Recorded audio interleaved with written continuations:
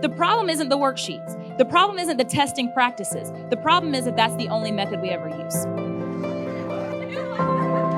My biggest takeaways so far have been taking care of myself as a teacher. Experiences stick with us for a lifetime, right? And they mold us into what we do and what we love and what we hate.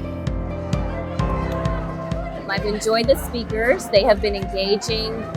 They're teachers, so they know what it's like to be in the classroom. They know what it's like to have the struggles we have. And so I've had a really great experience.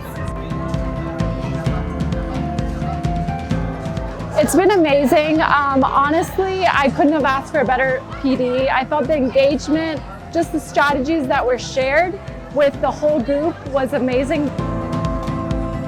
When kids are tied to purpose, they'll shock the world. They'll shock the world with what they're capable of. And the thing about Cody is that he was given an opportunity that so many kids across this nation aren't. He was given an opportunity to be tied to his purpose rather than to be tied to his problems every single day.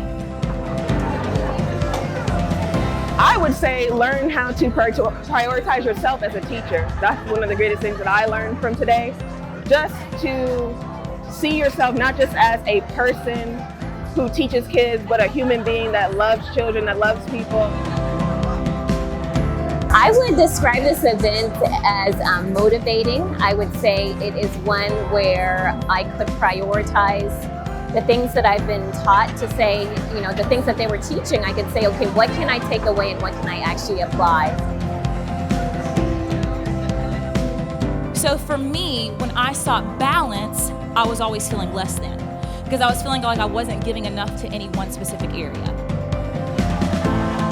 Being a teacher is definitely a lot of ups and downs, but I'm glad that I have people like this program that really helps to look out for people like us that are trying to do better for students. We do things differently, but at the core of what we do, philosophy is still the same. It's how you tackle it.